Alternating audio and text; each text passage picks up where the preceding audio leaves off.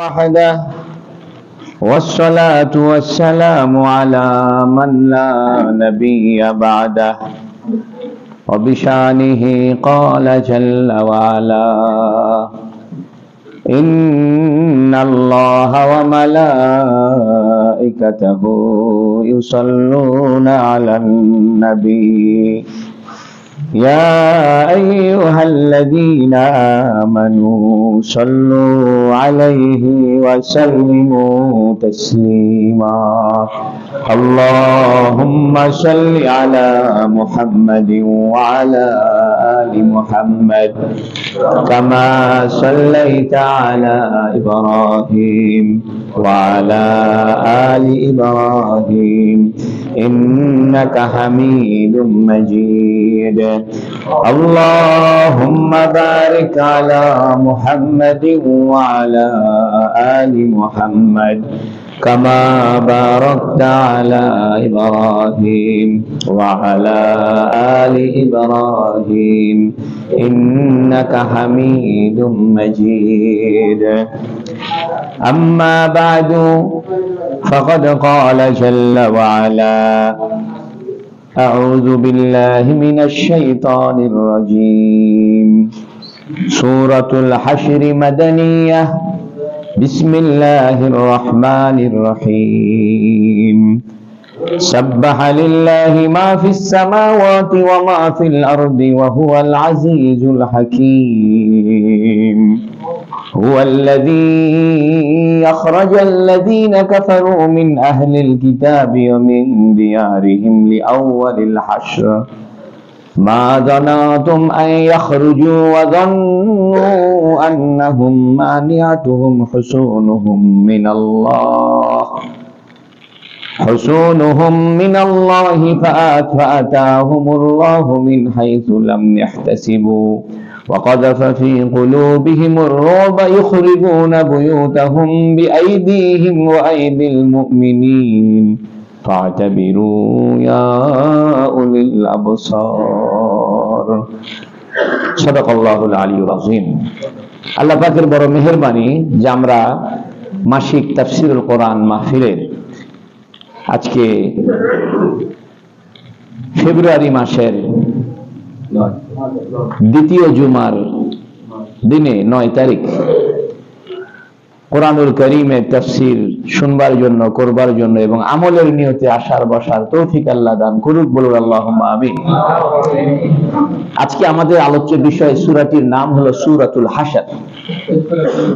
হাশর শব্দটি এর অর্থ হলো একত্রিত হওয়া, অর্থাৎ আরবি ভাষায় জমা শব্দের অর্থ একত্রিত হওয়া, হাশর শব্দের অর্থ একত্রিত হওয়া। আল্লাহ এই সূরাটার নাম দিতে পারতেন সূরাতুল জামঈ, কারণ জামউন এর অর্থ হলো একত্রিত হওয়া, হাশর এর মানেও একত্রিত হওয়া। তাহলে আল্লাহ এখানে জমা শব্দটা ব্যবহার না করে হাশর শব্দ কেন ব্যবহার করলেন? এটার কারণ হলো জমা শব্দটা ব্যবহার হয় মূলত সংখ্যাগত বিষয়ে, বাচনিক বিষয়ে। এক বচন, বহু বচন, যদি এক বচন হয় এটাকে বলে ওয়াহেদ, দ্বিবচন হইলে বলে ইসনান, আর বহু বচন হইলে বলে জমা। এখানে যেহেতু সংখ্যাগত বহু বচন উদ্দেশ্য নয়, বরং এখানে উদ্দেশ্য হইল বিক্ষিপ্ত কিছু জনগণকে, বিক্ষিপ্ত একটি জনগোষ্ঠীকে একত্রিত করে তাদেরকে বহিষ্কার করা উদ্দেশ্য। সুবহানাল্লাহ। এটা আমরা সূরাটার আলোচনা শুনলেই বুঝতে পারবো কেন এই সূরাটির নাম সূরাতুল হাশর। এতটুকু বুঝেনি যে হাশর শব্দের অর্থ একত্রিতকরণ। এই জন্য হাশরের ময়দান যে বলা হয়, এটা এই জন্য হাশরের ময়দান বলা হয় কারণ হাশরের ময়দানে আল্লাহ পাক সমস্ত বিক্ষিপ্ত ভাবে ছড়িয়ে ছিটিয়ে কবরে অবস্থানরত মানুষকে, বিভিন্ন জাতিগোষ্ঠীর মানুষকে বিভিন্ন জায়গা থেকে একত্রিত করে এক জায়গায় নিয়ে আসবেন। ওই জায়গাটার নাম হলো হাশরের ময়দান। এই জন্য কিয়ামতের দিবসকে ইয়াউমুল হাশর বলে। তো এই সূরাটার নাম সূরাতুল হাশর। এখন এই সূরাটা কেন নাজিল হয়েছে, কোথায় নাজিল হয়েছে, প্রেক্ষাপট কি? এই সূরাটি মদিনা শরীফে নাজিল হয়েছে, এ ব্যাপারে কোনো সন্দেহ নেই। পুরা সূরাটির সম্পূর্ণ আয়াত মদিনায় নাজিল হয়েছে। নাজিল হয়েছে কবে এবং কেন? তো অধিকাংশ মুফাসসিরিন কেরাম বলেছেন যে এটা উহুদের যুদ্ধের পরে। কাল উহুদের যুদ্ধ হয়েছে 3য় হিজরিতে, তাহলে এটা পরবর্তী সময়ে ধরলে অনেকেই বলেছেন 4র্থ হিজরির রবিউল আউয়াল মাসে।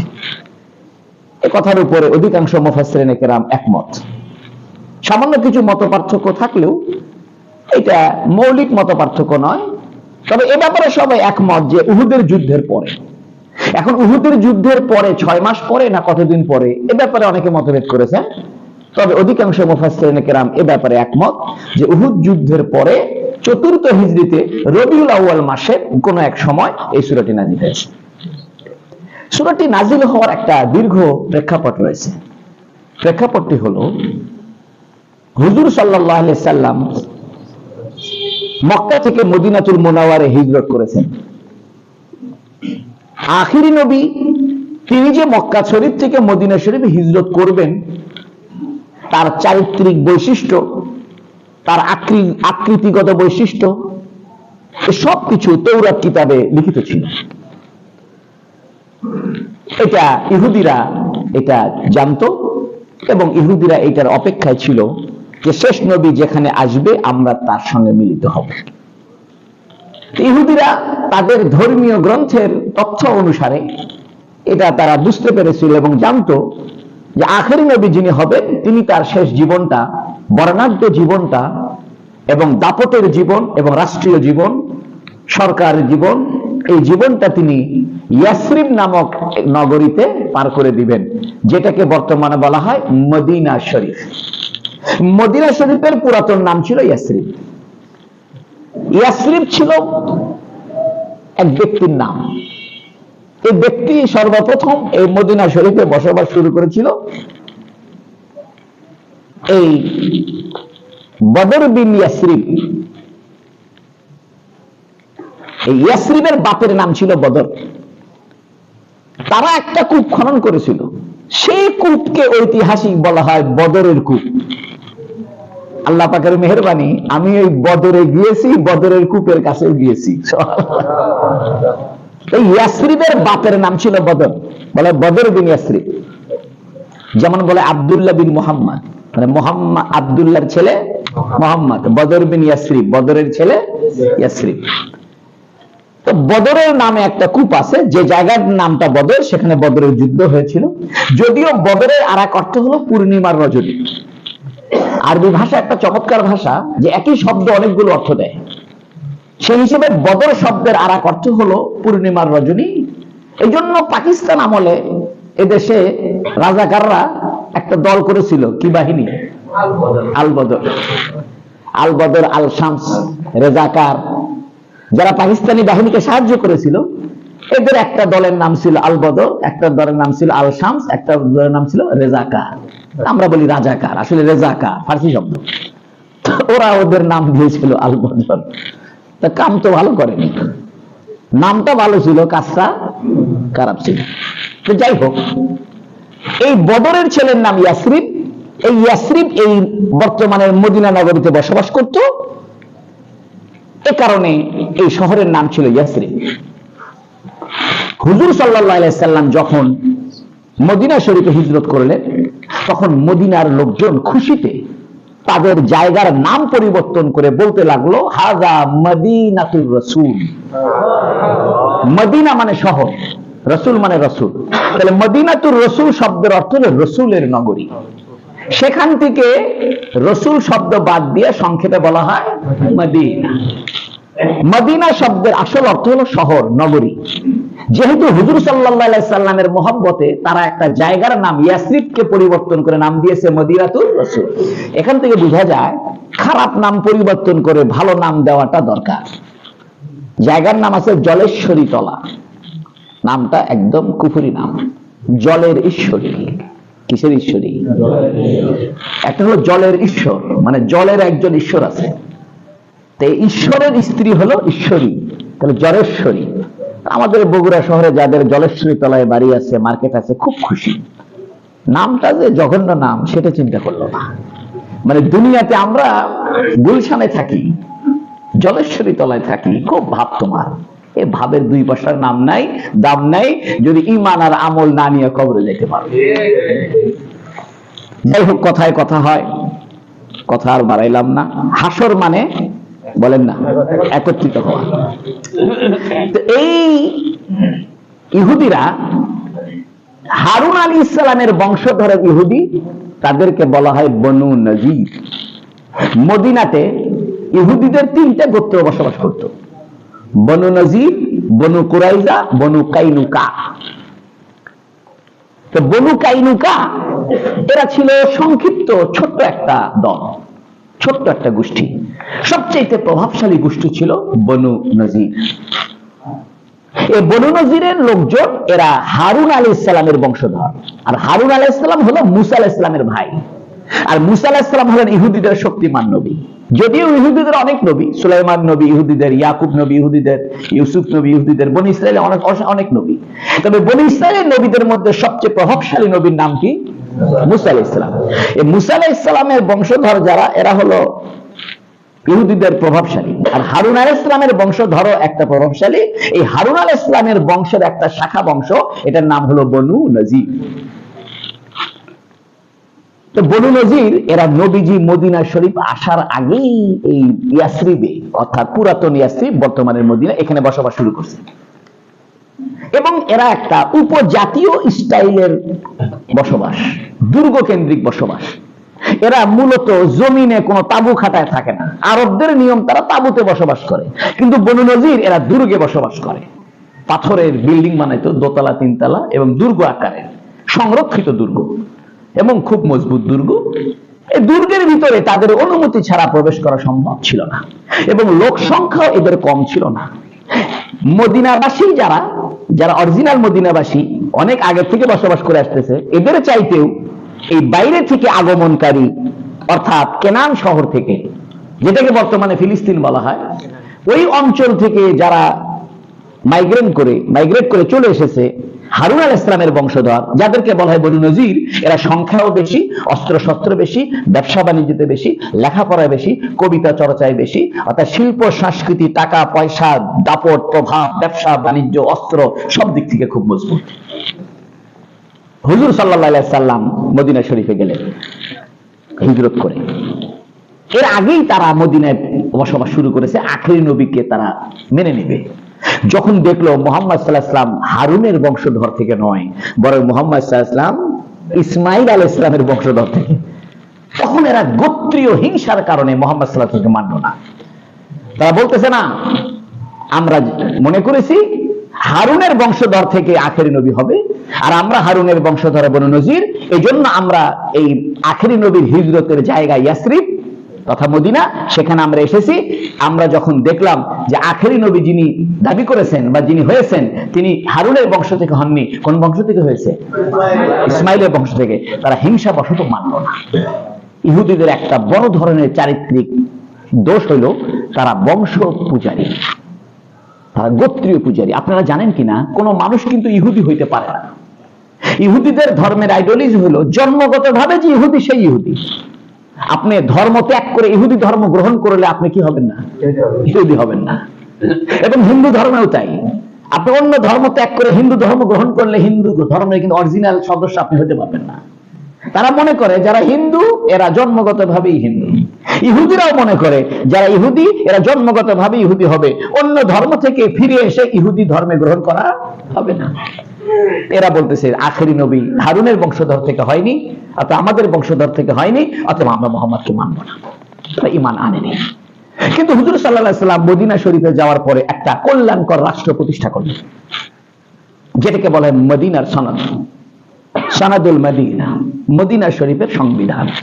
সে সংবিধানের 53টা চুক্তি। এই চুক্তির ভিতরে ছোট বড় অনেক চুক্তির ভিতরে বড় বড় কয়েকটা চুক্তি, সেটা হলো যে আমরা একটি জাতি হিসেবে গণ্য হব। মদিনায় যে যে ধর্মের লোক থাকুক না কেন, আমরা একটি জাতি হিসেবে গণ্য হব। সেখানে তাই বনু নজির থাক, বনু কুরাইজা থাক, বনু কাইনুকা থাক, খাজরাজ থাক, আওস থাক, আরো অনেক বংশ ছিল। তাদের স্থানীয় দুটো বংশ ছিল, আওস খাজরাজ। এরা থাক বা আমরা যারা মক্কা শরীফ থেকে হিজরত করে এসেছি, আমরা সবাই মিলে একটা জাতি। এবং এই জাতি সত্তার কারণে যদি বাহির শত্রু আমাদের মদিনায় আক্রমণ করে, তাহলে আমরা সবাই মিলে সে আক্রমণ প্রতিহত করব। এটা একটা কল্যাণকর রাষ্ট্রের নিরাপত্তার প্রধান বৈশিষ্ট্য, যে রাষ্ট্রে যদি কেউ আক্রমণ করে, তাহলে আমরা এই জাতি, এই দেশের ভিতরে যতগুলো জাতি বসবাস করি, সবাই মিলে বহিঃশত্রুকে কি করব? প্রতিহত করব। আরেকটা চুক্তি ছিল যে যদি কোনো রক্তপণ দিতে হয়, এটাকে আরবিতে বলে দিয়াত। রক্তপণ অর্থাৎ যদি কেউ কাউকে ভুলবশত হত্যা করে, তাহলে তার মৃত্যুদণ্ড হবে না। মৃত্যুদণ্ড হবে যদি ইচ্ছাকৃতভাবে হত্যা করে এবং হত্যাযোগ্য অস্ত্রের মাধ্যমে হত্যা করে। একজনকে জোরে থাপ্পড় দিছে, লোকটা পুড়ে মরে গেছে, এটা তার মৃত্যুদণ্ডের উপযোগী শাস্তি নয়। কারণ থাপ্পড় দিয়ে মানুষ কি হয় না?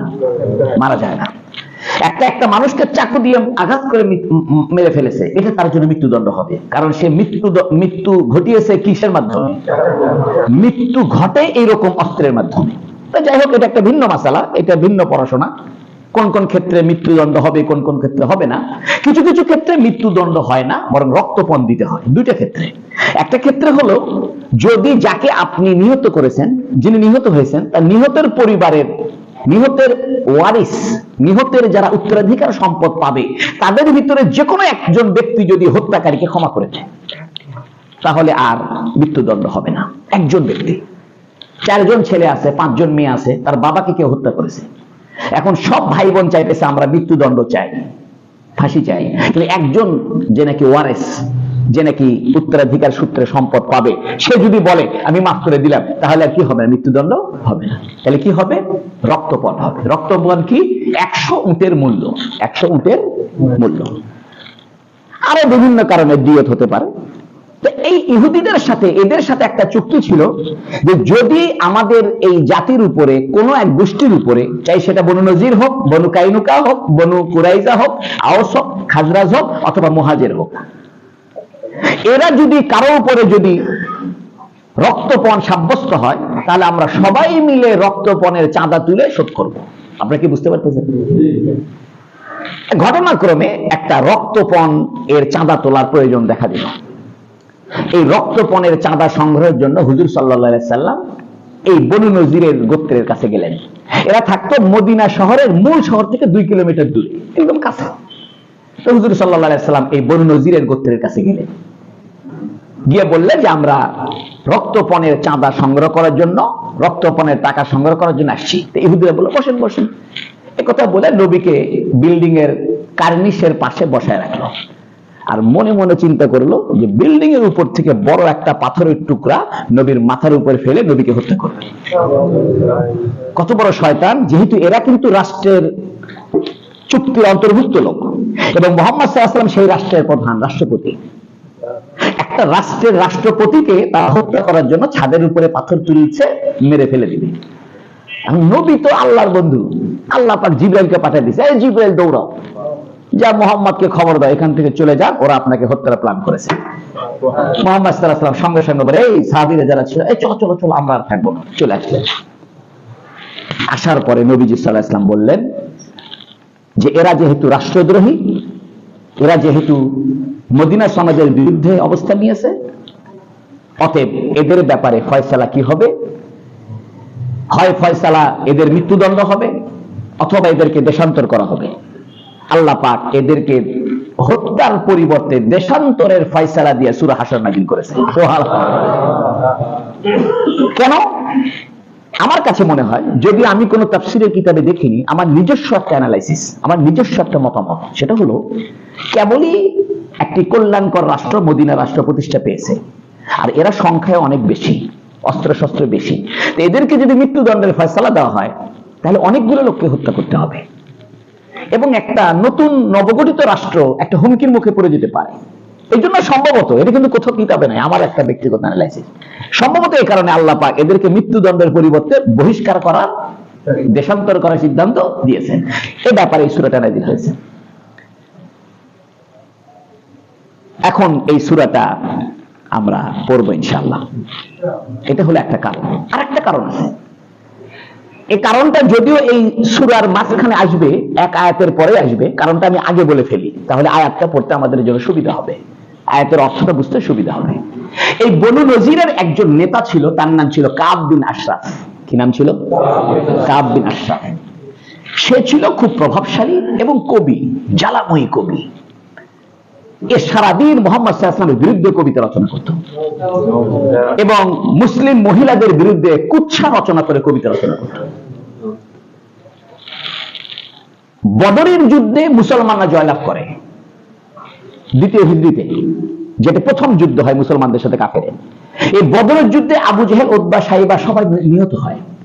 নিহত হওয়ার পরে এই ইহুদিরা একটু দমে যায় যে মুসলমানদের সাথে পারা যাবে না, কারণ এরা বদরের যুদ্ধে কাফেরদের নেতৃস্থানীয় লোককে হত্যা করেছে। কিন্তু পরের বছর যখন উহুদের যুদ্ধ হইল, উহুদের যুদ্ধে মুসলমানরাই 70 জন শহীদ হয়ে গেছে। নবীজির দান্দান মোবারক শহীদ হয়েছে, নবীজির গালের ভিতরে লোহার টুপি, শিরস্ত্রাণের শিক, এটা গালের ভিতরে ঢুকে গেছে, রক্তাক্ত হয়েছে, অর্থাৎ জয়লাভ পরিপূর্ণ হয়নি। এতে করে ইহুদিদের একটু সাহস বৃদ্ধি পাইছে যে মুহাম্মদ তো আগের মতো শক্তি নাই। এ কারণে এই বনু নজিরের এক নেতা, যার নাম কাব বিন আশরাফ, সে 40 জন সঙ্গী নিয়ে মক্কায় গেছে। মক্কায় যে আবু সুফিয়ানের সঙ্গে দেখা করছে। আবু সুফিয়ানের সঙ্গে দেখা, আবু সুফিয়ান হলো কাফেরদের নেতা। এখানে মনে রাখতে হবে, ফতে মক্কার সময় কিন্তু আবু সুফিয়ান আবার মুসলমান হয়েছে। সুবহানাল্লাহ। হযরত মুআদের একজন আব্বা। আবার আবু সুফিয়ানের বেটিকে হুজুর সাহেব বিয়ে করেছেন, উম্মে হাবিবা, এটা পরে মুসলমান হয়ে গেছে। কিন্তু আবু সুফিয়ান তখনও কাফের নেতা।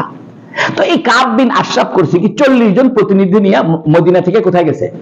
মক্কায় গিয়ে এই আবু সুফিয়ানের সঙ্গে চুক্তি করছে, কাবা ঘরের গিলাফ ধরে, যে তোমরা মদিনা আক্রমণ করো, আমরা বনু নজির তোমাদেরকে অস্ত্র দিয়ে সাহায্য করব। এই ইহুদিরা কত বড় শয়তান জাতি, এটা তো বর্তমানে ইসরায়েল দেখলে বোঝা যায়, ফিলিস্তিন দেখলে বোঝা যায়। এদের অতীত ইতিহাস অত্যন্ত শয়তান ইতিহাস। পৃথিবীতে যতগুলো যুদ্ধ, প্রতিগুলো যুদ্ধের পিছনে শয়তানি, বদমাইশি, চগলখড়ি, দুষ্টামি, যুদ্ধের আগুন জ্বালানো, এগুলো সব ইহুদিদের কাজ। এই যে এখনো যে আপনার পাকিস্তান হামলা করে ইরানের উপরে, ইরানের হামলা করে, এগুলোর পিছনে ইহুদিরা জড়িত। যাই হোক, আমি সেদিকে যাব না। তো কাব বিন আশরাফ বনু নজির গোত্রের লোক, যে গোত্র হারুন আলাইহিস সালামের বংশধর, যারা নবীকে স্বাগতম জানানোর জন্য নবী মদিনা যাওয়ার আগেই এসে উপস্থিত হয়েছে, শুধু ঈমান গ্রহণ করেনি, যেহেতু নবী ইসমাইলের বংশ। এই কাব বিন আশরাফ মক্কায় গেছে, যে আবু সুফিয়ানের সাথে দেখা করে কাবা ঘরের গিলাফ ধরে চুক্তি করছে যে তোমরা আক্রমণ করলে আমরা কি দিব? সাহায্য দিব। এই কাব বিন আশরাফ চুক্তি করে মদিনাতে আসছে। তখন নবী আলাইহিস সালাম একদিন মসজিদের ভিতরে বসে বলতেছেন, মানলি কাব বিন আশরাফ, বুখারী শরীফে আছে, মানলি কাব বিন আশরাফ, কাব বিন আশরাফের জুলুম, অত্যাচার, তার কষ্ট থেকে আমাকে কে বাঁচাবে?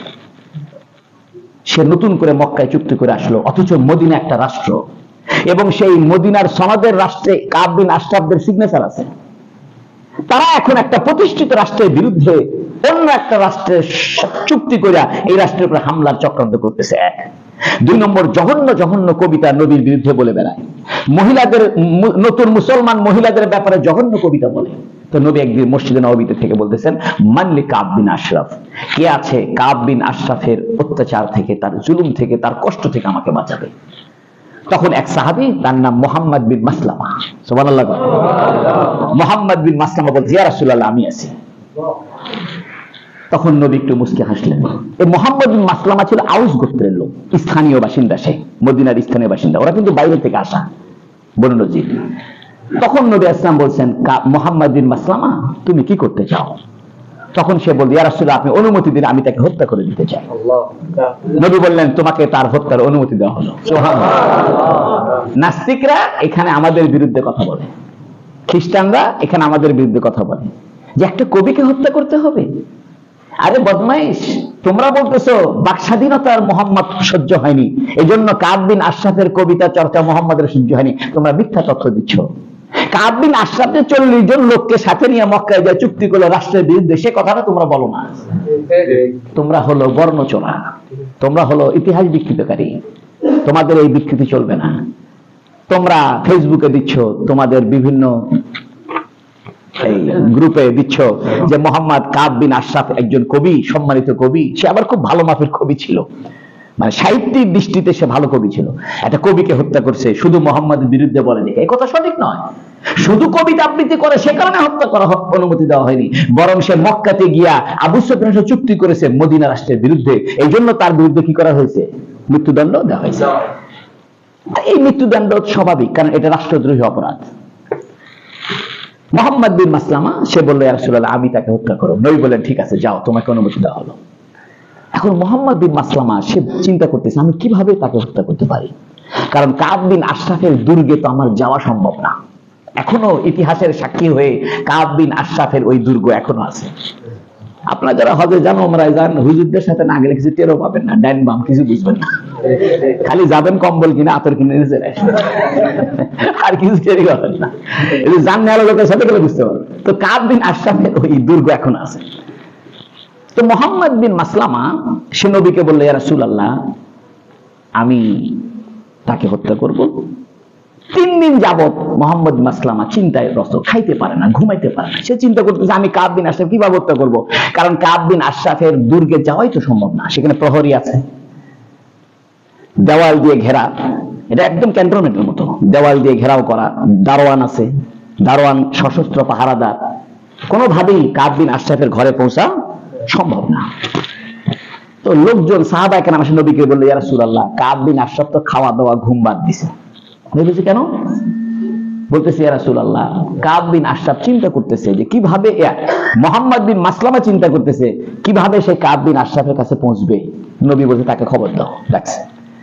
বলতেছে কাব বিন আশরাফ কি ব্যাপার, তুমি নাকি খানা পিনা ছেড়ে দিছো, ঘুম বাদ দিছো? কয় ইয়া রাসূলুল্লাহ আমি আপনার কাছে চুক্তি করেছি, ওয়াদা করেছি তাকে হত্যা করব, কিন্তু আমি তো কোনো সুযোগ পাচ্ছি না এবং আমার পক্ষে সম্ভব না কাব বিন আশরাফকে হত্যা করা, আমি কিভাবে হবে? তো নবী বললেন মান জাদ্দা ওয়াজাদা, যে চেষ্টা করে সে পেয়ে যায়, তুমি চেষ্টা করো পেয়ে যাবে। সুবহানাল্লাহ। তখন কাব বিন আশরাফ চিন্তা করলো ঠিক আছে আমার একটা তলোয়ার আছে আমি নিই, আর ওর একটা ভাই ছিল আবু নায়েলা, এর সব বুখারী শরীফে আছে, সিরাতের কিতাবেও আছে। এই আবু নায়েলা আবার ওই কাব বিন আশরাফের দুঃসম্পর্কের ভাই, আরো একজনকে সাথে নিয়ে তিনজন মিলে ওই দুর্গে গেছে। এখন দুর্গ ঢোকার সময় সন্ধ্যার দিকে ঢুকতেছে, সন্ধ্যার টাইমে, কারণ দিনের বেলা তো দুর্গের ভিতরে যাওয়া আসা আছে, লোকজন দেখে ফেলবে। যখন সূর্য ডুবতেছে লোকেরা, দুর্গের ভিতরের লোকেরা তাদের উট, গরু, ছাগল, ভেড়া এগুলাকে চারণ ভূমি থেকে ফিরায় ফিরায় দুর্গের রাস্তা দিয়া, দুর্গের প্রধান ফটক দিয়া ঢুকতেছে।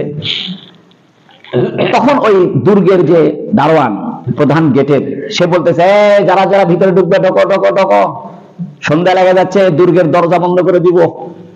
তখন এই তিনজন, মোহাম্মদ বিন মাসলামা, আবু নায়েলা আর একজন, এরা তিনজন মিলে, আমার নামটা শোনা আসতেছে না, এই তিনজন মিলে ওই দারোয়ানের কাছে আমরা এখানেই থাকি, তাদের ঢুকে আসছে।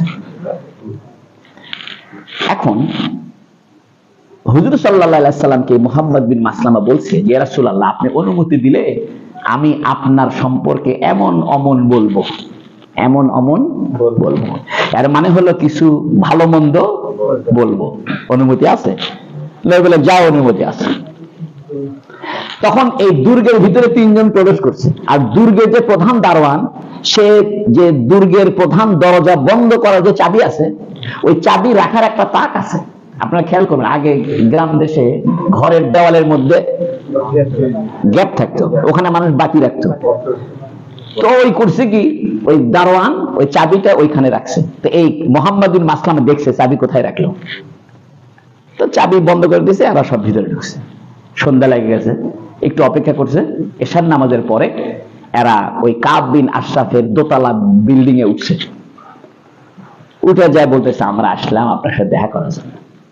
কাব বিন আশরাফ কি ব্যাপার করছে জানেন না, মুহাম্মাদের কারণে আমাদের সমাজ দৃঢ়যুক্ত হয়ে গেছে। মুহাম্মদ আসার আগে আমরা সবাই একই ছিলাম, মুহাম্মদ আসার পরে কেউ মুহাম্মাদের পক্ষে, কেউ বিপক্ষে। আমাদের ভাইদের মধ্যে ডিভাইডেড হয়ে গেছে, আমাদের চাচাদের মধ্যে ডিভাইডেড হয়ে গেছে। কেউ মুহাম্মাদের পক্ষে ইসলাম গ্রহণ করছে, কেউ আগের মতো আছে। তো এগুলো তো ঠিক হয়নি। তো কথাটা কিন্তু সত্য, কথাটা কিন্তু সত্য, একবারে মিথ্যাও না। তো এমন ভাবে উপস্থাপন করেছে যেন মুহাম্মদ সাল্লাল্লাহু আলাইহি ওয়াসাল্লামের কি প্রমাণ হয়, দোষ প্রমাণ হয়। কাব বিন আশরাফ, হ্যাঁ হ্যাঁ ঠিকই তো বলছি, এই কথাই তো আমি বলতেছিলাম, তোমরা তো আমার কথা বোঝো না, এই জন্য তো আমরা মোহাম্মদকে দেখতে পারি না, আসল কথা বেড়ে আসে। তখন বলতেছে যে আচ্ছা, এই মোহাম্মদের ব্যাপারে আমরা একটা ব্যবস্থা নিতে চাই, তা আপনার আমাদের সাহায্য দরকার, আপনার কাছে যদি কোনো অস্ত্র থাকে তাহলে অস্ত্র দিলে পরে আমরা এটা দিয়ে একটা মোহাম্মদের ব্যবস্থা নিব। করছে অস্ত্র যে দিব, তাহলে এক কাজ করো, তোমাদের ছেলেদেরকে আমার কাছে বন্ধক রেখে দাও। কত বড় দুষ্ট দেখেন, কত বড় কৃপণ। অর্থাৎ তোমাকে যে অস্ত্র দিব, তুমি যে অস্ত্র নিয়ে ভেগে যাওয়ার না আসো, অর্থাৎ তোমাদের বাচ্চাদেরকে কি করো, বন্ধক রাখো। তখন মোহাম্মদ বিন মাসলুম বলতে, দেখেন এটা মানুষে খারাপ বলবে, বলবে যে এটা অমক লোকের সন্তান, যারা তার সন্তানের বিনিময়ে মানুষের কাছ থেকে অস্ত্র ধার নিয়েছে, এই বদনাম আমার সন্তানরা বয়ে বেড়াবে, এটা আমরা চাই না। তাহলে তোমাদের বউদেরকে আমার কাছে রেখে দাও। কত বড় শয়তান। বর্তমানে ইহুদিরাও এই যে বউদেরকে নিয়ে ব্যবসা করা, নারীদেরকে নিয়ে ব্যবসা করা, দেহ ব্যবসা করা এবং আপনার এই যে ফ্যাশন শো করা, এগুলো সবগুলার গোড়ায় কে? ইহুদিরা। ওই 1400 বছর আগে ইহুদি বলতেছে তোমাদের বউদেরকে রেখে দাও। তখন মোহাম্মদ বিন মাসলামা বলতেছে, দেখেন আমাদের বউদেরকে রাখলে পরে আমাদের তো মানিজ্য থাকবে না, সবাই বলবে এরা এত নিচু, বউদেরকে বন্ধক রাখছে। তা করছে আচ্ছা ঠিক আছে, তাহলে এক কাজ করো, তোমাদের এই এই তলোয়ার গুলো রেখে যাও, অন্যগুলো নিয়ে যাও। বলছে হ্যাঁ এটা হতে পারে। এই তলোয়ার জমা দিছে, আরবদের সবার কাছে তলোয়ার থাকতো, ওতে তলোয়ার দিছে। রাত গভীর হয়েছে, এরা কাব বিন আশরাফের ঘর থেকে বের হয়ে বারান্দায় যায়, চুপ করে বসে আছে। কাব বিন আশরাফের বউ বাতি বন্ধ করে দিয়ে ঘুমায় পড়ছে। এই অন্ধকার ঘরের মধ্যে মোহাম্মদ বিন মাসলামা তলোয়ার নিয়ে ঢুকছে। ঢুকে বলতেছে, কাব বিন আশরাফ, কাব বিন আশরাফ। তখন ওই কাব বিন আশরাফ বলতেছে, মান হুয়া, কে? রানা আবু নায়লা। কইছে আমি হলাম আবু নায়লা। এই এত রাত্রে কি করিস? তখন ওই আওয়াজটা এই জন্য দিচ্ছে, যেদিক থেকে আওয়াজ আসতেছে ওই দিকে তলোয়ার মারছে। আর তলোয়ার মারার পরে তলোয়ারটা মিস হয়েছে, তলোয়ার লাগেনি। কাব বিন আশরাফ ছিটকে আরেক দিকে চলে গেছে। পরে আবার বলতেছে, আরে কি হলো তোমার, তোমার ঘরে কে আক্রমণ করলো? আমি তো তাই বলি, কে ঢুকলো, কে আক্রমণ করলো? তো যেই ওই আওয়াজ যেদিকে আসতেছে ওই আওয়াজ বরাবর চাকু মেরে দিছে মোহাম্মদ বিন মাসলামা, মেরে তাকে হত্যা করছে। হাদিসে আছে যে মোহাম্মদ বিন মাসলামা কাব বিন আশরাফের হাড্ডি পর্যন্ত চাকু ঢুকায় দিয়ে হত্যা করে তারপরে ঘর থেকে বের। কোন কোন বর্ণনায় আছে যে মোহাম্মদ বিন মাসলামা কাব বিন আশরাফকে বলছে, ভাই আপনি তো সেই আতর ব্যবহার করেন। ইহুদিরা আবার খুব দামি আতর ব্যবহার করতো, এখনো করে। আপনার একটু আতরকে আপনি একটু ঘ্রাণ নিতে পারি? ওরা মাথায় আতর দিত, মাথার শীতের মধ্যে। তো বলতেছে হ্যাঁ একটু নিতে পারো। তো মোহাম্মদ বিন মাসলামা ওই কাব বিন আশরাফের মাথার মধ্যে নাক লাগাই দিয়ে আতরের ঘ্রাণ নিচ্ছে, আর এর মধ্যে চাকু বের করে ঘাপ করে ঢুকায় তো মারা গেছে। এখন এরা তো বের হতে পারবে না, কারণ দুর্গ কি বলা, তালা মারা। সারা রাত এখানে অপেক্ষা আছে, কারণ পাহারাদার আছে। তো সকাল হওয়া আগে ওই দারোয়ান একটু অন্য মানুষকে আরেক দিকে গেছে, এর মধ্যে ওরা কোথায় চাবি রাখছে এটা তো জানা আছে। এই চাবি দিয়ে খুলে একজন পার হয়েছে, পার হওয়ার পর আর দুইজন পার হতে পারছে না। এই দুইজন আবার দেওয়ালের মধ্যে কাপড় বাজায় দিয়ে দেওয়াল টুটকে পার হতে লাগে, ধাপ করে পুরে পাও ভেঙে গেছে। পাও ভেঙে যাওয়ার পরে কোনো মতো আর বাকি দুইজন তাকে কান্দে করে নিয়ে নবীর কাছে আসছে, বলছে ইয়া রাসূলুল্লাহ, আমরা চেষ্টা করেছি, আল্লাহ আমাদেরকে সফল করেছে, এই দেশদ্রোহী, এই রাষ্ট্রদ্রোহী, এই শয়তান বদমাইশকে আমরা হত্যা করেছি। সুবহানাল্লাহ। তবে ইয়া রাসূলুল্লাহ আমার পায়ে ব্যথা পেয়েছে। কয় দেও পাও আনো। নবী মুখের থেকে থুতু নিয়ে ওই পা যেখানে ভাঙছে লাগাই দিয়েছেন, সঙ্গে সঙ্গে তার পা ভালো হয়ে গেছে। সে বলে জীবনে আমার এই পায়ে কোনোদিন আর ব্যথাই অনুভব হয়নি। এখন সকালবেলা এরা তো সব চলে আসছে, এটা কিন্তু গুপ্ত হত্যা। এরপরে আপনার ওই দুর্গ থেকে ঘোষণা হচ্ছে কাদামাতা কাব বিন আশরাফ, কাব বিন আশরাফ মারা গেছে। আমাদের দেশে মানুষ মারা গেলে মাইকিং করে, ওরা এই দুর্গের চিলকোঠা থেকে ঘোষণা দিচ্ছে। তখন এরা বলতেছে ইয়া রাসূলুল্লাহ, ঘোষণা পাওয়া গেছে কাব বিন আশরাফ নিহত হয়েছে, কাব বিন আশরাফ মারা গেছে। সুবহানাল্লাহ। এই কথাটাও এখানে আছে। এই কাব বিন আশরাফের হত্যা হওয়ার পরে এরা ভয় পেয়ে গেছে। এরপরে নবী ঘোষণা দিয়েছেন তোমাদেরকে এই দুর্গ ছেড়ে দিতে হবে, যেহেতু তোমরা মক্কায় যায় কি করছো, চুক্তি করেছো। এই প্রসঙ্গে, এই বিস্তারিত ঘটনার প্রসঙ্গে সূরা হাসরটা নাযিল হয়েছে। এখান থেকে একটা মাসলা, গুপ্ত হত্যা জায়েজ আছে কিনা, বলতেছে হ্যাঁ। আমিরুল মুজাহিদিন, মুজাহিদদের যিনি প্রধান অথবা রাষ্ট্রপ্রধান, তার অনুমতি ক্রমে গুপ্ত হত্যা কি আছে, জায়েজ আছে। এটা ইসলামে স্বীকৃত আছে। এই জন্য যুদ্ধের মধ্যে ৭১ সালে যুদ্ধের মধ্যে অনেকে কিন্তু গুপ্ত হত্যা করেছে, মুক্তি বাহিনীরাও করেছে। এটা যুদ্ধের একটা কৌশল। একটা হলো আত্মঘাতী হামলা করা যাবে কিনা, বিষয়টা খুব কঠিন এবং বলাটাও খুব রিস্ক। তারপর আমি বলবো, যেহেতু কোরআনের সাথে এটা চলে এসেছে, আমি এটা স্কিপ করব না, সত্য আমাকে বলতে হবে। আত্মঘাতী হামলা ইসলামে জায়েজ আছে কিনা, এটা একটা বিষয়। যে ট্যাঙ্ক আসতেছে, আপনি মাইন বুকে বেঁধে ট্যাঙ্কের নিচে শুয়ে পড়বেন, আপনিও মারা যাবেন, ট্যাঙ্কও কি হবে, ব্লাস্ট হবে। অনেক ওলামায়ে কেরাম এই কাব বিন আশরাফের হত্যার ঘটনাকে কেন্দ্র করে আত্মঘাতী হামলাকে জায়েজ বলে। কারণ এরা তিনজন যে ঢুকছে, এরা তো মরার জন্যই ঢুকছে, কারণ এদের কাছে তো কোনো অস্ত্র ছিল না, বা এরা পাবে না, তাকে হত্যা করার কোনো সুযোগ নেই। এরা নিজেরা মারা যায় কাব বিন আশরাফকে মারবে, সেই নিয়তেই ঢুকছে। এদের নিয়তই ছিল যে আমরা কাব বিন আশরাফকে হত্যা করব, প্রয়োজনে আমরাও কি হব, মারা যাব। তাহলে আত্মঘাতী হলো।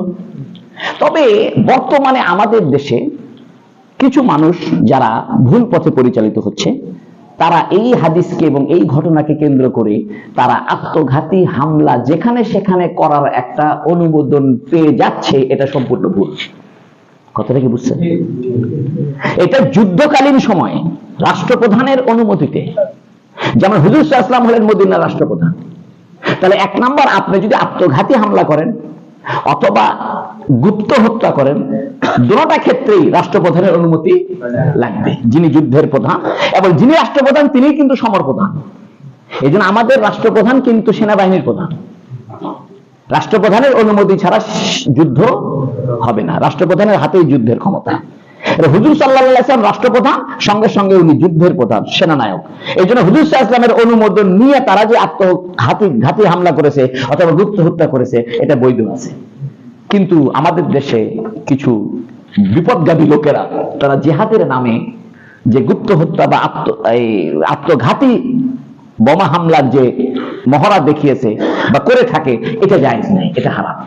ভুল বুঝবেন না, দুই জিনিস। সমর প্রধানের এবং রাষ্ট্রপ্রধানের অনুমতিতে হতে হবে, এবং তার জন্য মৃত্যুদণ্ড ওয়াজিব হতে হবে। কারণ কাব বিন আশরাফ রাষ্ট্রদ্রোহী, সে তার জন্য মৃত্যুদণ্ড ওয়াজিব হয়ে আছে, তাকে হত্যা করার সমস্যা। কিন্তু আপনি এই হাদিসকে নিয়ে আপনি আদালতে বোমাবাজি করবেন, একজন মানুষ আপনার কথা মানে না, সেখানে বোম মেরে দিবেন, এটা হারাম, এটা জঙ্গিবাদী, এটা জায়েজ নাই, এটা হারাম কাজ। কিন্তু এখানে যেটা করা হয়েছে এটা বৈধ কাজ। এটা আমাদের দেশেও মুক্তিযোদ্ধারাও বুকের মধ্যে মাইন বাইধে কান নিচে শুয়ে পড়ছে, ট্যাঙ্কের নিচে শুয়ে পড়ছে, পড়ছে না? এটা বৈধ। এই দুইটা ঘটনা বা এই বিশাল ঘটনাকে সামনে রাখা এই সূরাটা নাযিল হয়েছে। আসেন, বিসমিল্লাহির রহমানির রহিম। সাব্বাহা লিল্লাহি মা ফিস সামাওয়াতি ওয়া মা ফিল আরদি। সাব্বাহা তাসবিহ পাঠ করে, লিল্লাহি আল্লাহর জন্য। কারা পাঠ করে? মা ফিস সামাওয়াতি ওয়া মা ফিল আরদি, যারা আসমান সমূহে আছে এবং যারা জমিনে আছে। অর্থাৎ আসমানে যত ফেরেশতা রয়েছে, জমিনে যত সৃষ্টি জগৎ রয়েছে, শুধু মানুষ নয়, মানুষ, জিন, ইট, পাথর, পানি, মাছ, গাছ, ফল, মূল, তরু, লতা, যা কিছু আছে দুনিয়াতে সবকিছু কি পাঠ করে? তাসবিহ পাঠ করে। তাসবিহ কাকে বলে? তাসবিহ বলা হয় গুণকীর্তন করা, গুণগান গাওয়া। গুণগান দুই রকম হয়। কিছু গুণগান হয় ইতিবাচক শব্দ দিয়া, আর কিছু গুণগান হয় নেতিবাচক শব্দ দিয়া। কথাটা খেয়াল করেন। যেমন আমি যদি আপনাকে বলি আপনি খুব দানশীল, তাহলে এই প্রশংসাটাকে ইতিবাচক দিয়ে করলাম না নেতিবাচক দিয়ে করলাম? হাবাচক দিয়ে করলাম এবং উপযোগী শব্দ দিয়ে করলাম। আর যদি বলি লোকটা কৃপণ নয়, কি নয়, এটাও প্রশংসা, তবে এটা নেতিবাচক প্রশংসা হলো। এবং অনুপযুক্ত শব্দ দিয়ে প্রশংসা হলো। উপযোগী শব্দ দিয়ে প্রশংসা হলে বলে আলহামদু, আর নেতিবাচক শব্দ দিয়ে প্রশংসা হলে বলে সুবহানাল্লাহ বা সাব্বাহা। এজন্য আল্লাহ আসমান বানিয়েছে, এটা আলহামদুলিল্লাহ। চন্দ্র বানিয়েছে, আলহামদুলিল্লাহ। আল্লাহর স্ত্রী নাই, সুবহানাল্লাহ। আল্লাহর ছেলে নাই, সুবহানাল্লাহ। অর্থাৎ আল্লাহর উপরে ত্রুটিযুক্ত বিষয় দূরীভূত করে যে প্রশংসা করা হয় এটার নাম সুবহানাল্লাহ, এটার নাম সাব্বাহা। আমরা বাংলায় বলি আল্লাহর প্রশংসা। মূলত নেতিবাচক দিককে দূরীভূত করে যে প্রশংসা করা হয় সে প্রশংসার নাম তাসবিহ। আল্লাহ বলে সাব্বাহা লিল্লাহি মা ফিস সামাওয়াতি ওয়া মা ফিল আরদি। আল্লাহর জন্য তাসবিহ পাঠ করে আসমান এবং জমিনে যারা রয়েছে তারা সবাই। এই ধরনের কয়েকটা সূরা আছে। কিছু সূরা আছে ইউসাব্বিহু লিল্লাহি মা ফিস সামাওয়াতি ওয়া মা ফিল আরদি, আর কোন কোন সূরা আছে সাব্বাহা লিল্লাহি মা ফিস সামাওয়াতি ওয়া মা ফিল আরদি। যে সমস্ত সূরা সাব্বাহা শব্দ দিয়ে শুরু হয়েছে এই সমস্ত সূরাকে বলা হয় মুসাব্বাহাত, সূরায়ে মুসাব্বাহাত। এখন সাব্বাহা শব্দের অর্থ হলো অতীতকাল, পাস্ট টেন্স। সাব্বাহা গুণকীর্তন করেছে, তাহলে এখন কেউ করবে না বা ভবিষ্যতে গুণকীর্তন হবে না, সেজন্য আল্লাহ অন্য সূরা নাযিল করেছে, সেখানে শব্দ দেওয়া হয়েছে ইউসাব্বিহু লিল্লাহি মা ফিস সামাওয়াতি ওয়া মা ফিল আরদি। এজন্য আল্লাহ পাক সাব্বাহা শব্দ দিয়ে দুইটা সূরা নাযিল করেছেন, একটা সাব্বাহা লিল্লাহি মা ফিস সামাওয়াতি ওয়াল আরদ যেটা অতীতকাল বোঝায়, আর একটা ইউসাব্বিহু লিল্লাহি মা ফিস সামাওয়াতি ওয়াল আরদ যেটা ভবিষ্যৎকাল বোঝায়। তাহলে অতীত আর আরবি ভাষায় যেটা ভবিষ্যৎকাল বোঝায় ওটা বর্তমানে ভবিষ্যৎ একসাথে বোঝায়। তাহলে অতীত বর্তমান ভবিষ্যৎ তিন কালেই প্রশংসা কার? ওয়া হুয়াল আজিজুল হাকীম, তিনি মহাপরাক্রমশালী, হাকিম তিনি প্রজ্ঞাময়। আল্লাহ বুঝিতে হয়েছে মুহাম্মদ মন খারাপ করিয়েন না। এই কাব বিন আশরাফ আপনার গুণকীর্তন করে, আপনার বদনাম করে, কবিতা বানায়, কিন্তু আসমান জমিনে সবাই তো আল্লাহ প্রশংসা করে, সুবহানাল্লাহ। দুই একটা শয়তান কাব বিন আশরাফ আল্লাহর বিরুদ্ধে কথা বললে কোনো অসুবিধা নাই, কারণ অধিকাংশ সবাই তাসবিহ পড়ে কার? আল্লাহ নবীকে সান্ত্বনা দিচ্ছে। আপনি কাব বিন আশরাফের এই কুৎসিত কবিতা দেখে মন খারাপ করবেন না। সাব্বাহা লিল্লাহি মা ফিস সামাওয়াতি ওয়া মা ফিল আরদ, আসমান সমূহ এবং জমিনে সবাই আল্লাহর জন্য গুণকীর্তন করে। ওয়া হুয়াল আজিজ, তিনি মহাপরাক্রমশালী। মহাপরাক্রম মানে পরের উপরে আক্রমণ করতে সক্ষম। অর্থাৎ এই যে কাব বিন আশরাফ শয়তান, এদের উপরে আল্লাহ আক্রমণ করতে সক্ষম। হাকিম, তিনি প্রজ্ঞাময়, তিনি প্রজ্ঞাবান, তিনি জানেন কখন ধরতে হবে। আপনি অপেক্ষা করেন। হুয়াল্লাযী আখরাজাল্লাযীনা কাফারু মিন আহলিল কিতাবি মিন দিয়ারিহিম লিআউয়ালিল হাশর। হুয়াল্লাযী, ওই আল্লাহ যিনি আখরাজা বের করেছেন, আল্লাযীনা কাফারু যারা কুফরি করেছে, কারা? মিন আহলিল কিতাব, আহলে কিতাব। আহলে কিতাব মানে ইহুদি নাসারা, এখানে উদ্দেশ্য ইহুদি, অর্থাৎ উদ্দেশ্য বনু নজির। এই বনু নজির কাফেরদেরকে যিনি বের করে দিয়েছেন, মিন দিয়ারিহিম, তাদের বাড়ি ঘর থেকে। তাদের কোথা থেকে? বাড়ি ঘর থেকে। নবী বলে দিয়েছিলেন 10 দিনের মধ্যে বের হয়ে যাবে। কয় দিনের মধ্যে? কোন কোন বর্ণনা আছে 6 দিন, কোন কোন বর্ণনা আছে 7 দিন, কোন কোন বর্ণনা আছে 21 দিন। তো বিভিন্ন বর্ণনা আছে, তবে অধিকাংশ নির্ভরযোগ্য বর্ণনা হলো 10 দিন। তবে 6 দিন, 10 দিন, 21 দিন, 7 দিন, কোচি এরা শেষ পর্যন্ত যাইতে যাইতে 21 দিন পর্যন্ত টাইম নিছে। সে কারণে অনেকে ভুল বলছে, অনেকে 6 দিনের মাথায় চলে গেছে। এরা আবার যাওয়ার সময় নবী বলে দিয়েছেন যা খুশি নিয়ে যাও, তবে অস্ত্র নিতে পারবে না। এদের অস্ত্রের ভান্ডার ছিল, সমস্ত অস্ত্র রেখে গেছে, বাকি দরজা জানালা ছাদের কাঠ খুলে কাঁধে করে নিয়ে চলে গেছে। এত কৃপণেরা। তাই বলতেছে হুয়াল্লাযী আখরাজাল্লাযীনা কাফারু, ওই সত্তা, ওই আল্লাহ যিনি কাফেরদেরকে বের করে দিয়েছেন, মিন আহলিল কিতাব, আহলে কিতাবদেরকে, অর্থাৎ ইহুদির মধ্যে যারা বনু নজির তাদেরকে, মিন দিয়ারিহিম, তাদের বাড়ি ঘর থেকে, লিআউয়ালিল হাশর, প্রথম সমবেত হবার জায়গায়। তাহলে বোঝা গেল এটা প্রথম সমবেত যেহেতু বলতেছে, তাহলে দ্বিতীয় সমবেত আছে। তো সমবেত আছে 4টা। কয়টা? 4টা। কোন কোন কিতাব আছে 3টা, কোন কোন কিতাব 4টা। তাহলে প্রথম সমবেত হলো হুজুর সাল্লাল্লাহু আলাইহি ওয়াসাল্লামের যুগে। হুজুর সাল্লাল্লাহু আলাইহি ওয়াসাল্লাম এদেরকে মদিনা থেকে বের করে দিয়েছেন। এরা সব খায়বারে অবস্থান নিছে। কোথায়? খায়বার। মদিনা থেকে কিছু দূরে একটা জায়গা আছে, খায়বার। হযরত ওমর রাদিয়াল্লাহু আনহুর যুগে এরা আবার ডিস্টার্ব শুরু করছিল। এরা আবার গোপনে গোপনে রোম পারস্যের সাথে চুক্তি করছে ওমরের রাষ্ট্রের বিরুদ্ধে। নবী হযরত ওমর এদেরকে আবার খায়বার থেকে বের করে দিয়েছে। এরা চলে গেছে সিরিয়া। কোথায়? সিরিয়া। তাহলে কয়টা গেল? 2টা। প্রথমবারে নবী প্রথম জমায়েতে বের করে দিয়েছে নবীর যুগে মদিনা থেকে। দ্বিতীয়বারে হযরত ওমর বের করে দিয়েছে খায়বার থেকে। এরা প্রথমবার বের হয়ে কোথায় চলে গেছে? খায়বারে। কেউ কেউ আবার সিরিয়াতে চলে গেছে, তবে অধিকাংশ গেছে খায়বারে। হযরত ওমরের যুগে উনি আবার খায়বার থেকে বের করে দিয়েছে। আরেকটা হলো কিয়ামতের আগে আগে আগুন ছুটে চলবে। আকাশ থেকে আগুন ছুটবে, এই ইহুদিদের পিছনে ধাওয়া করবে। ইহুদিরা যেখানে যাবে আগুন সেখানে এদেরকে ধাওয়া করে নেবে। গোটা দুনিয়ার ইহুদিদের পিছনে আগুন ধাওয়া করে এদেরকে এক জায়গায় জমা করবে, আর মুসলমানরা যায় মার শুরু করবে ইনশাআল্লাহ। এরা গাছের পিছনে লুকাবে, গাছ বলবে ইয়া মুসলিম হাজা কাফের ফাকতুলহু। গাছ কথা বলবে ও মুজাহিদ, এটা ইহুদি, মারো মারো। এটা হাদিসে আছে, বাস্তবে হবে। তিনটা গেল। আর 4 নম্বর হলো কিয়ামতের দিন সবাই হাসরের ময়দানে জমা হবে, সেটা আরেক জমায়েত। তাহলে সব মিলে জমায়েত কয়টা? 4টা। এই জন্য আল্লাহ বলছে আউয়ালিল হাসার, তাই বলতেছে মিন দিয়ারিহিম লিআউয়ালিল হাসার, প্রথম জমায়েতে তাদেরকে তাদের বাড়িঘর থেকে বের করে দিয়েছেন। মা জান্নান্তুম আইয়াখরুজু, তোমরা ধারণাও করনি যে তারা বের হয়ে যাবে। মুসলমানরা চিন্তাও করেনি যে তাদের দুর্গ থেকে তারা বের হয়ে যাবে, কারণ ওদের কাছে সমস্ত অস্ত্র, ওদের কাছে দুর্গ, টাকা পয়সা ওদের কাছে। ওরা যদি যুদ্ধ শুরু করে তাহলে স্থানীয় মদিনাবাসী মুহাজিরদের পারার কথা নয়। মুসলমানরা চিন্তা করছে কে রে, আল্লাহ এটা কি ফয়সালা দিল যে তাদেরকে বাইরে করে যেতে পারলো। এরা যদি বাইর না হয়, উল্টা যদি এরা দুর্গ থেকে নামে অস্ত্র নিয়ে আমাদের উপর আক্রমণ করে, তাহলে আমরাই তো মদিনা টিকা মুশকিল। তা আল্লাহ বলে দিচ্ছে মা জান্নান্তুম আইয়াখরুজু, তোমরা ধারণাই করনি আইয়াখরুজু যে তারা বের হবে। ওয়াজান্নু আন্নাহুম মানিয়াতুহুম হুসুনুহুম মিনাল্লাহ, ওয়াজান্নু, এবং এই ইহুদিরা ধারণা করেছিল, বনু নজির ইহুদিরা, আন্নাহুম মানিয়াতুহুম, যে তাদেরকে বাধা দিয়ে রাখবে, হুসুনুহুম, তাদের দুর্গগুলো, মিনাল্লাহ, আল্লাহর শাস্তি থেকে। তারা মনে করেছিল আল্লাহর শাস্তি থেকে আমাদের দুর্গই আমাদেরকে কি করবে? বাধাগ্রস্ত করবে। কারণ মুসলমানরা যতই যুদ্ধ করুক আমাদের দুর্গের ভিতরে ঢুকতে পারবে না, আমাদের দুর্গে বোমা মারা ভাঙতে পারবে না।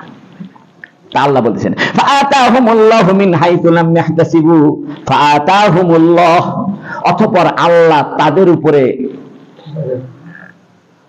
এসেছেন, অর্থাৎ আল্লাহ তাদের উপরে শাস্তি দিয়ে দিয়েছেন, মিন হাইসু, এমন ভাবে, লাম ইয়াহতাসিবু, এই বনু নজির ইহুদিরা ধারণাও করতে পারেনি।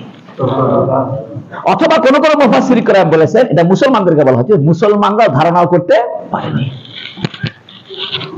ওয়াকাযাফা ফি কুলুবিহিমুর রুবা, এবং আল্লাহ তাদের অন্তরে ভীতি সঞ্চার করেছেন।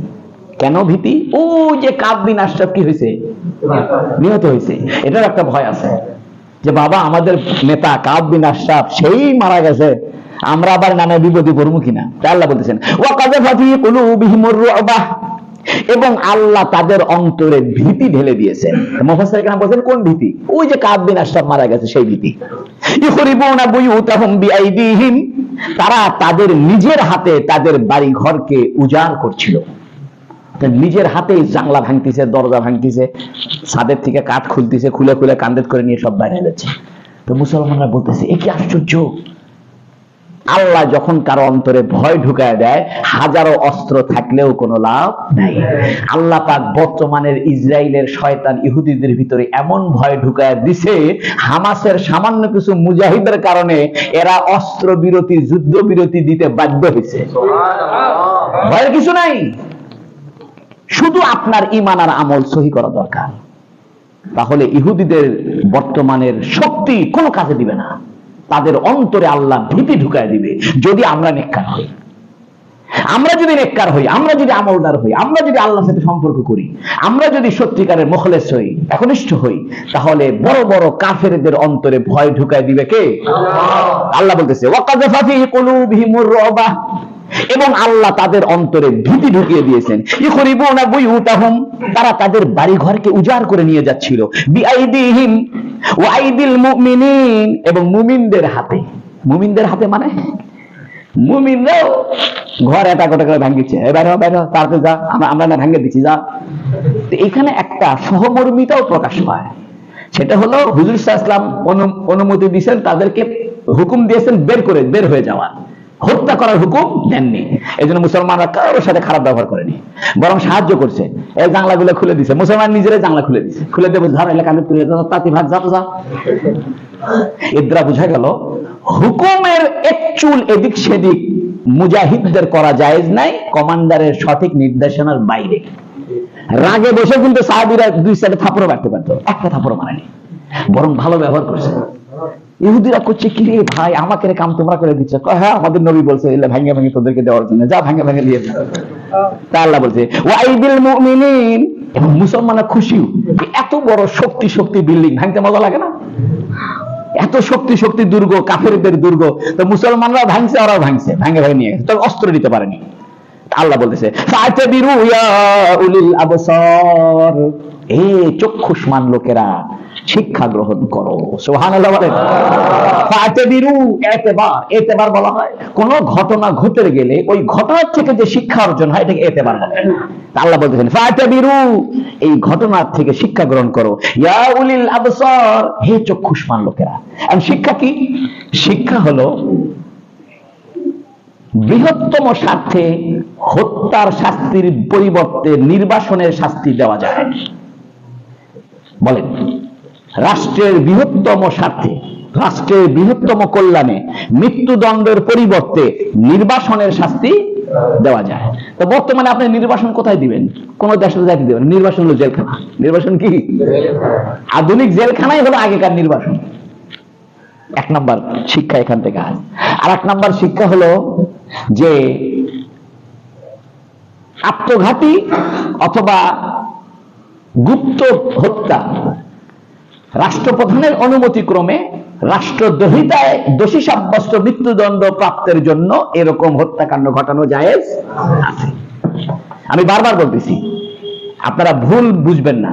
যে কোনো জায়গায় এই আত্মঘাতী আর গুপ্ত ব্যবহার করা যাবে না।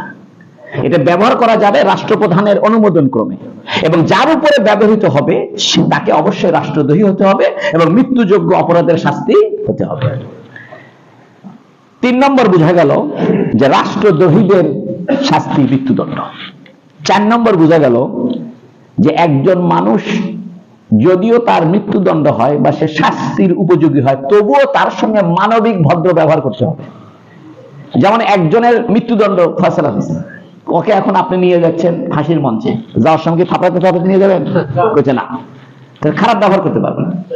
তার উপরে যতটুকু শাস্তি, এই শাস্তির বাইরে তুমি নতুন কোন খারাপ ব্যবহার করতে পারবে না। এই জন্য মুসলমানরা খারাপ ব্যবহার তো করেনি, উল্টে নিজের হাতে দাঙ্গাটালা ভেঙে হাতে তুলে দিচ্ছে। এই জন্য মুসলমান, ইসলাম যে সঠিক ধর্ম, ইসলাম যে মানবতার ধর্ম, এটা যুদ্ধের ক্ষেত্রেও বারবার প্রমাণিত হয়েছে। কিন্তু আমরা আজকে পেপারে দেখলাম আরাকানের জান্তা সরকার আরাকান আর্মির 2 জন যুবককে আগুনে পুড়িয়ে হত্যা করেছে। দেখছেন পেপারে আপনারা?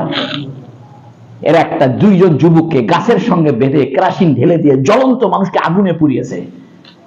ইসলাম যুদ্ধ করেছে, তবে যুদ্ধের ভিতরেও মানবতার পরিচয় দিয়েছে। ইসলাম কখনো বার্ধক্য লোককে যুদ্ধে হত্যা করেনি, শিশুকে হত্যা করেনি, কোন বাক প্রতিবন্ধী, কোন শারীরিক প্রতিবন্ধীকে ইসলাম হত্যার অনুমোদন দেয়নি। বরং ইসলাম বলছে যুদ্ধের ময়দানে সম্ভব হইলে তাজা ধরে আনবে, মারবে না। আর তাজা ধরে আনার পরে এ হয়ে যাবে গোলাম। কি হয়ে যাবে? গোলাম। অনেকে বলে ইসলামে গোলামের প্রথা, অনেকে বলে যে গোলামের প্রথা ইসলাম তুলে দিচ্ছে। কথা ভুল। নতুন করে যুদ্ধ লাগলে আবার গোলামের প্রথা শুরু হবে। নতুন করে যুদ্ধ লাগলে আবার কি হবে? গোলামের প্রথা শুরু হবে। এখনো যদি ভারতের সাথে যুদ্ধ লাগে, তাহলে আমরা আবার ভারতের নায়কদেরকে আমরা কি বানাতে পারবো? বান্দি বানাতে পারবো। আপনার প্রশ্ন হতে পারে, হ্যাঁ ইসলাম আবার সেই গোলাম বান্দি ফিরে যাবে? হ্যাঁ, গোলাম বান্দি বর্তমানের জেলখানা থেকে ভালো। কারণ জেলখানায় তো আপনার যৌন স্বাধীনতা নাই, জেলখানায় আপনার উপার্জনের স্বাধীনতা নাই, জেলখানায় আপনার মুক্ত বাতাসে ঘুরে বেড়ানোর স্বাধীনতা নাই। কিন্তু একজন গোলাম, তার যৌন অধিকার আছে। সে ইচ্ছা করলে বিয়ে বসতে পারে, মালিকতার সঙ্গে সহবাস করতে পারে, ইচ্ছা করলে সে ইনকাম করতে পারে, ইচ্ছা করলে সে এক জায়গাতে আরেক জায়গায় যাইতে পারে, ইচ্ছা করলে সে মালিককে বলতে পারে আপনি আমাকে আজাদ করে দেন অথবা আপনি আমাকে বিক্রি করে দেন, এগুলো বলতে পারে। কিন্তু এগুলো কোনো সুযোগ সুবিধা জেলখানাতে নাই। এই জন্য গোলাম হওয়া এটা ইসলামের পক্ষ থেকে মানবতার রহমত। কারণ যদি যাকে যুদ্ধক্ষেত্রে ধরা হয়েছে তার তো শাস্তি মৃত্যুই হবে, কিন্তু ইসলাম বলতেছে মারো না বাবা, ওকে তাজা রাখো, তবে 2য় শ্রেণীর নাগরিক হিসেবে রাখো। যেহেতু সে যুদ্ধের ময়দানে তোমার বিরুদ্ধে এসেছিল, এই জন্য তাকে 1st ক্লাস নাগরিক না বানায় 2 নম্বর নাগরিক বানাও, গোলাম বানাও। হইতে পারে সে ইসলামের সৌন্দর্যতা দেখে এক সময় না এক সময় কি হয়ে যাবে, মুসলমান হয়ে যাবে। ইতিহাস সাক্ষী, লক্ষ লক্ষ গোলাম তারা মুক্ত হয়ে ইসলাম গ্রহণ করে, কাফের থেকে ইসলাম গ্রহণ করে কোরআন ও হাদিসের বড় বড় অবদান রেখেছে। আপনারা জানেন মামলুক সভ্যতা, জানেন কি মামলুক সভ্যতা? এটা গোলামদের সেনাবাহিনী। বাইবার্স সে মামলুক সাম্রাজ্য প্রতিষ্ঠা করেছিল। এই মামলুক সাম্রাজ্যের নিয়মই ছিল তারা গোলামদেরকে কিনে কিনে সেনাবাহিনীতে ঢুকাইত। এরকম হাজার হাজার, যেমন বেবাস মামলুক সাম্রাজ্যের এক মহান নেতা বেবাস, সে গোলাম ছিল। হাজার হাজার বড় বড় আলেম গোলাম ছিল, পরবর্তীতে মুক্ত হইয়া, যেমন সালমান ফার্সি গোলাম ছিল, আম্মার গোলাম ছিল, ইয়াসের গোলাম ছিল, হাজার হাজার সাহাবী গোলাম ছিল। আবু বকর তাদেরকে কিনে কিনে আজাদ করেছে। আবার ইসলাম চেক এন্ড ব্যালেন্স করেছে। ইসলাম বলতেছে যুদ্ধ করতে আসো না, হয় মরবে না হয় গোলাম হইবে। আর যদি গোলাম হয়ে ধরাও পড়ো, ইসলাম বলতেছে ওদেরকে ছেড়ে দিলে, আজাদ করে দিলে জান্নাত। সুবহানাল্লাহ। এই জন্য ইসলাম কাফারার বিধান রাখছে, গোলাম আজাদ করা। বিভিন্ন মাসলা মাসালে আপনার কি আজাদ করার কথা আছে, গোলাম আজাদের কথা আছে। কেন? ইসলাম চেক এন্ড ব্যালেন্স করেছে। গোলাম হওয়ার ব্যবস্থাও রাখছে যাতে করে হত্যা, নিহত হওয়া থেকে বেঁচে যায় এবং পরবর্তীতে ইসলাম গ্রহণ করার সুযোগ পায় এবং মানবিক স্বাধীনতা গুলো সে পায়। আবার এই আরেক দিক দিয়ে বলতেছে গোলাম আজাদ করো, সব পাইবে, গোলাম আজাদ করো, জান্নাত পাইবে। যে কোনো ভুল হয়েছে, তোমার রোজা রেখা সহবাস করছো, রোজা ভঙ্গ করছো, তাহলে তুমি একটা গোলাম আজাদ করো। বিভিন্ন ভাবে গোলাম আজাদের উৎসাহ দিয়েছে। এই জন্য ভুল বুঝবেন না, এখনো কোরআন হাদিসে গোলামের মাসলা ভরপুর। আবার নতুন করে জিহাদ হলে নতুন করে আবার গোলাম চালু হবে। গোলাম চালু হওয়া এটা কি মানবতার বিরুদ্ধে না মানবতার পক্ষে? বরং জেলখানায় তো অসুবিধা। আপনি একটা মানুষকে 10 বছরে জেল দিলেন, সে যৌন সহবাস কিভাবে করবে? 10টা বছর সে যৌনতা থেকে মুক্ত থাকবে পারবে না। 10টা বছর সে ইনকাম করতে পারবে না। 10টা বছর সে এক জায়গা থেকে আরেক জায়গায় ট্রাভেল করতে পারবে না। 10টা বছর সে আত্মীয় স্বজন হয়ে দেখা করতে পারবে না। বাপ মরে গেছে জানাজা আসতে পারবে না, আর আসলে ডান্ডা বেরি করে আসতে হবে। এর চাইতে নির্মম, এই নির্মমতার চাইতে গোলাম হওয়া তো হাজার গুণে ভালো। কারণ গোলামের তো মুক্ত স্বাধীনতা আছে, গোলামের তো যৌন স্বাধীনতা, যৌনতা পূরণের স্কোপ আছে, গোলামের তো ইনকামের সুযোগ আছে, এবং গোলাম মুক্ত হওয়ারও চান্স আছে, এবং গোলাম ইসলাম গ্রহণ করারও চান্স আছে। একটা প্রশ্ন হতে পারে যে হুজুর, যুদ্ধের ময়দানে কোনো কাফের ধরা পড়লো, এটা কি হয়ে যাবে? গোলাম হয়ে যাবে। গোলাম হওয়ার কিন্তু ভিন্ন কোনো রাস্তা নাই। গোলাম হওয়ার রাস্তা একটাই, যুদ্ধের ময়দানে জিন্দা ধরা পড়লে কি হয়ে যাবে? ছেলেরা হবে গোলাম, মেয়েরা হবে বান্দি, অর্থাৎ দ্বিতীয় শ্রেণী নাগরিক। কিন্তু আমাদের সাহিত্যে, আমাদের জায়গায় গোলাম বান্দিকে এমন ভাবে উপস্থাপন করা হয়েছে, আমরা মনে করতেছি এটা কতই না জঘন্য। এই জঘন্যতা করেছে খ্রিস্টানরা। ইসলাম কোনোদিন গোলামের সঙ্গে খারাপ ব্যবহার করেনি, ইসলাম কোনোদিন বান্দির সঙ্গে খারাপ ব্যবহার করেনি। এই যে শওকত ওসমানের একটা বই আছে, কৃতদাসের হাসি, তাই না? আপনারা অনেকে যারা সাহিত্য টাইতে পড়ছেন জানেন, এটা একটা আরবি গল্প ছিল, জাহকুল আব্দ, গোলামের হাসি। পড়ে দেখেন, এখানে গোলামের সাথে মুসলমানরা কত সুন্দর ব্যবহার করেছে। গোলামকে নিজে যা খাইছে, গোলামকে তাই খাওয়াইছে। এই জন্য গোলাম হওয়া এইটার বিভৎস চেহারা করেছে খ্রিস্টানরা। খ্রিস্টানরাই গোলামের সঙ্গে খারাপ ব্যবহার করেছে, গোলামের পায়ের মধ্যে শিকল লাগাইছে, বাজারে হাটে বাজারে বিক্রি করছে। এগুলো এই বিভৎস চেহারা যেটা সৃষ্টি করছে বিশ্বব্যাপী, এটা ইউরোপের লোকেরা করেছে। খ্রিস্টানরা এই গোলামের এই বিভৎস চেহারা করেছে। ইসলাম গোলামের সঙ্গে খারাপ ব্যবহার করেনি, বরং ইসলামের সাথে গোলামরা হাজার বছর সহ অবস্থানে থেকেছে, হাসি খুশিতে থেকেছে। হাজারো বান্দিকে মুসলমানরা বিয়ে করে স্ত্রী মর্যাদা দিয়েছে। হাজারো গোলামকে স্বাধীন মেয়েরা বিয়ে করে তাকে আজাদ করে স্বামী হিসেবে গ্রহণ করেছে। বরং ইসলাম গোলামের ব্যবস্থা না রাখলে যুদ্ধ আরো ব্যাপক হইতো। ইসলাম দুইটা বাধা রাখছে, যে যুদ্ধে আসবে না, হয় মরবে, আর যদি না মরো বেঁচে গেলে কি হয়ে যাবে? অতএব মানুষ যুদ্ধই আসবে না। আপনারা কি বুঝতে পেরেছেন? আল্লাহ বলছে ফাতাবিরু ইয়া উলিল আবসার, ও জ্ঞানবানরা, চক্ষুষ্মানরা, শিক্ষা গ্রহণ করো। ওয়ালাউলা আন কাতাবাল্লাহু আলাইহিমুল জালাআ লা'আযাবাহুম ফিদ দুনিয়া ওয়া লাহুম ফিল আখিরাতি আযাবুন নার। কষ্ট হচ্ছে না তো আপনাদের? আমি একটা স্টেশন পর্যন্ত যাই, তাছাড়া সামনে মাসে আবার কথাটা আবার রিপিট করতে হবে। ওয়ালাউলা আন কাতাবাল্লাহু আলাইহিমুল জালাআ, যদি আল্লাহ পাক তাদের উপরে দেশান্তর করা লিখে না দিতেন, সাব্যস্ত না করতেন, অর্থাৎ তাদেরকে দেশান্তর করার হুকুম, এই দেশ থেকে বিতাড়িত করার হুকুম কে দিয়েছে? আল্লাহ। লা'আযাবাহুম ফিদ দুনিয়া, অবশ্যই আমি তাদেরকে দুনিয়াতে শাস্তি দিতাম, কিন্তু আমি দয়া করে তাদেরকে মৃত্যুদণ্ডের শাস্তি না দিয়ে দেশান্তর হওয়ার শাস্তিটা দিলাম। ওয়ালাহুম ফিল আখিরাতি আযাবুন নার, আর আখিরাতে তাদের জন্য রয়েছে আগুনের শাস্তি, জাহান্নামের শাস্তি। কেন কেন এই শাস্তি কেন? এই যে তাদেরকে দেশ থেকে বের করে দিল কেন? যালিকা বিআন্নাহুম শাকুল্লাহ ওয়া রাসূলাহ, এটা এই জন্য যে তারা আল্লাহ এবং তার রাসূলের সঙ্গে বিদ্রোহ করেছে। শাক্কাই শাক্কু মানে ফেটে দেওয়া, ফাটিয়ে দেওয়া। বড় ধরনের বিরোধিতাকে শাক্কুন বলে। কোন দেওয়ালকে বিদীর্ণ করে দেওয়া, ফাটিয়ে দেওয়া, ধ্বংস করে দেওয়া শাক্কুন বলে। আল্লাহ বলেছে যালিকা, এই শাস্তি কেন?